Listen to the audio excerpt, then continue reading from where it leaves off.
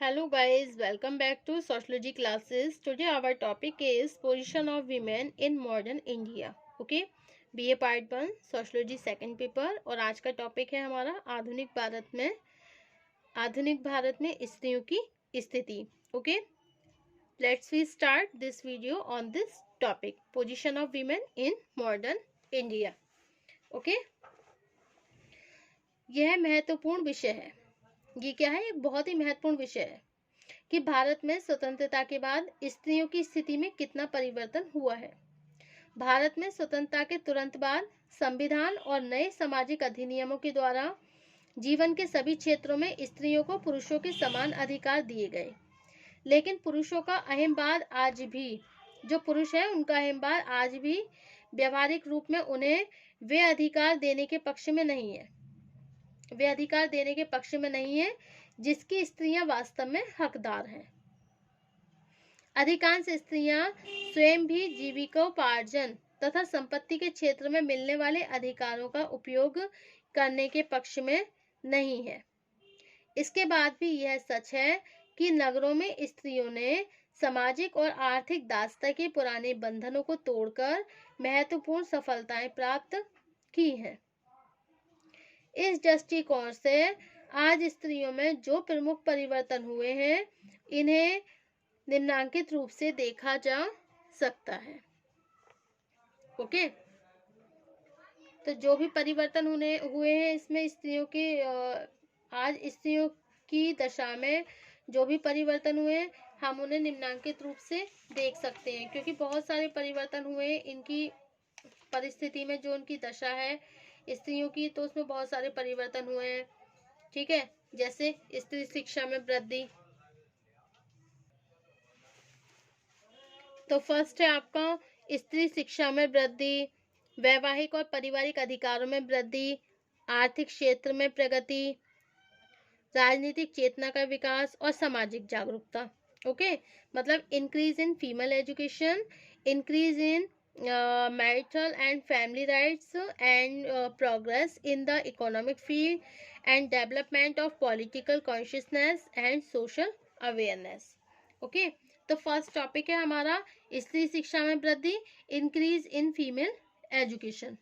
Okay, 19वीं और 20वीं शताब्दी के आरंभ में राजा राममोहन राय तथा आर्य समाज के प्रयत्नों ने स्त्री शिक्षा को आरंभ किया था. उसमें आज व्यापक प्रगति हुई.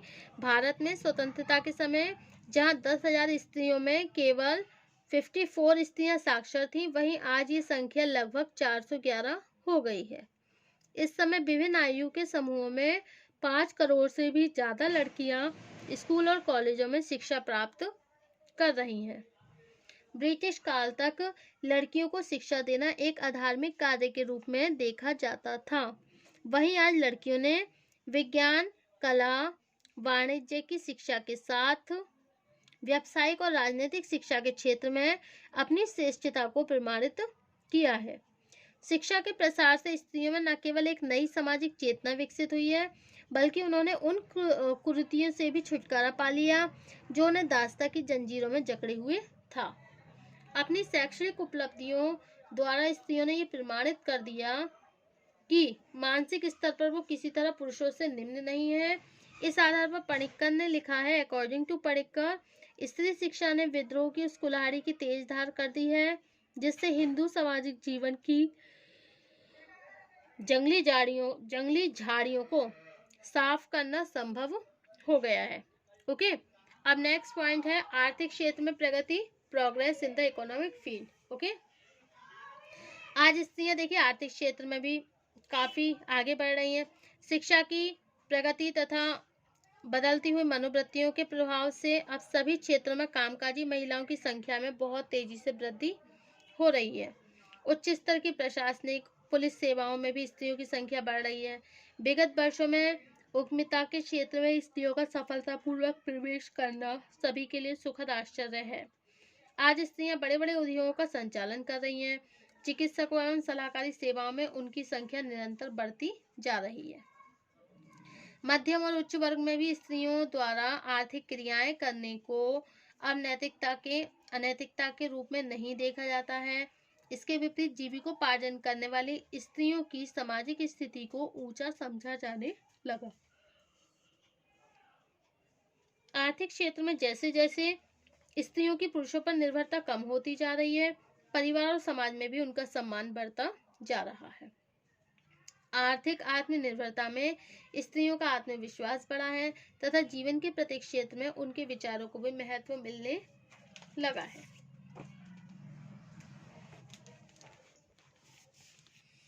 नेक्स्ट पॉइंट है राजनीतिक चेतना का विकास, डेवलपमेंट ऑफ पॉलिटिकल कॉन्शियसनेस।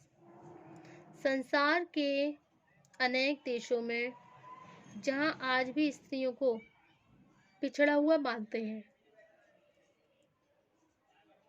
उन्हें वोट देने का भी अधिकार नहीं है, वहीं भारत में नए संविधान द्वारा सभी वयस्क स्त्रियों को मताधिकार मिलने से उनमें तेजी से राजनीतिक चेतना का विकास होने लगा। अकॉर्डिंग टू पणिक्कर जी का कथन है, जब स्वतंत्रता से पहली अंगड़ाई ली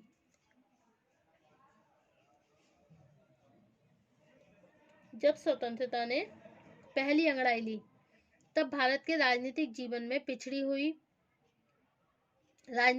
में जो स्त्रियों की जो पिछड़ी हुई स्थिति थी, स्त्रियों को मिलने वाले पद को देखकर बाहरी दुनिया चौंक पड़ी, क्योंकि वह तो हिंदू स्त्रियों को पिछड़ी हुई, अशिक्षित और प्रतिक्रियावादी सामाजिक व्यवस्था में जकड़ी हुई समझने की अभ्यस्त थी।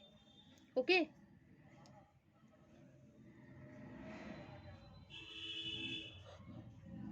आज स्त्रियां राजनीतिक क्षेत्र में भी आगे बढ़ रही हैं।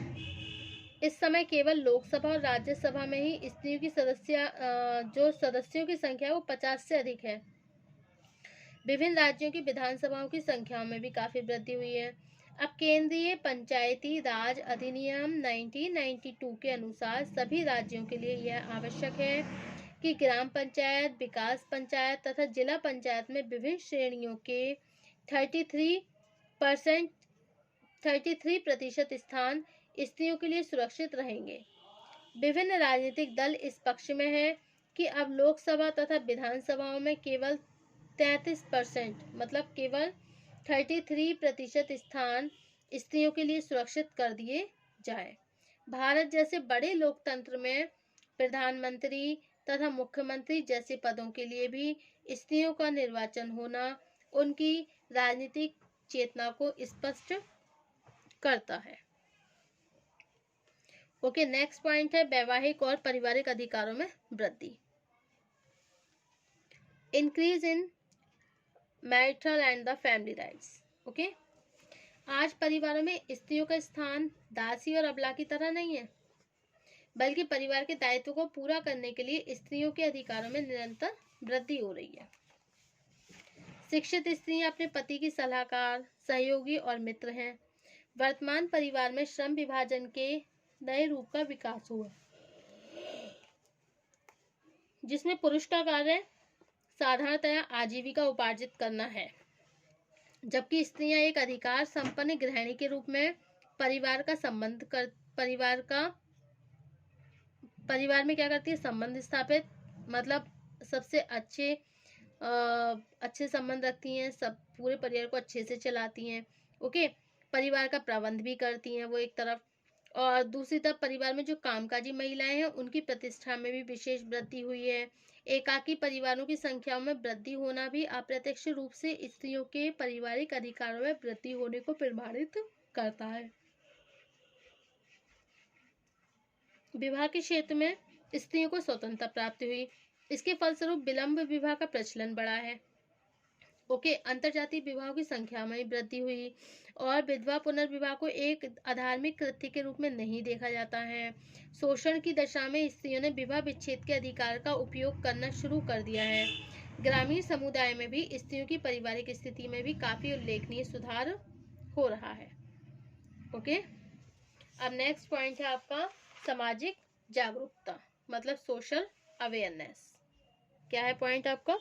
Social awareness.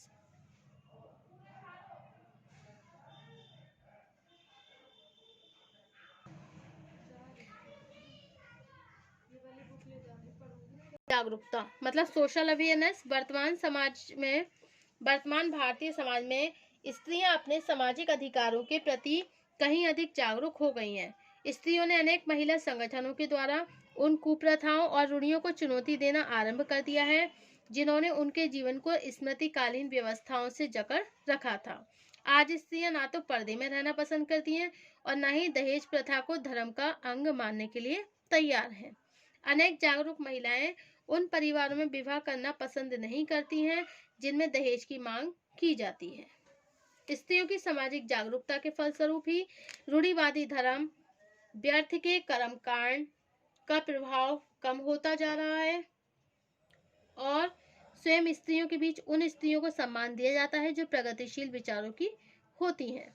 अनेक रूढ़िवादी व्यक्ति स्त्रियों की बढ़ती हुई जागरूकता तथा स्वतंत्रता से इतने चिंतित हैं कि उन्हें इससे परिवार और समाज टूट जाने का खतरा दिखाई देने लगा। वास्तविकता यह है कि यह चिंता इसलिए उत्पन्न हुई कि स्त्रियों की सामाजिक जागरूकता के फलस्वरूप पुरुषों के एकाधिकार में कमी होने लगी। ओके, स्त्रियों की स्थिति में होने वाला अधिकांश परिवर्तन आज भी भारत के नगरीय जीवन से संबंधित है। ग्रामीण समुदाय में शिक्षा की कमी, परंपरागत जीवन के कारण अधिकांश स्त्रियों का जीवन आज भी कुप्रथाओं और धार्मिक अंधविश्वासों से प्रभावित है। इतना अवश्य है कि गांव में भी अब शिक्षा की सुविधाएं बढ़ने और जाति पंचायतों का प्रभाव कम होने से स्त्रियों के विचार में काफी परिवर्तन होना शुरू हो गया है। ओके, स्त्रियों में भी ग्रामीण स्तर पर एक स्वस्थ नेतृत्व का विकास होने से उनकी स्थिति में बहुत तेजी से परिवर्तन होना भी शुरू हो गया है। Okay, so these are the all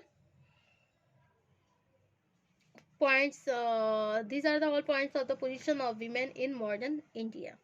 Okay, thank you for watching my YouTube channel.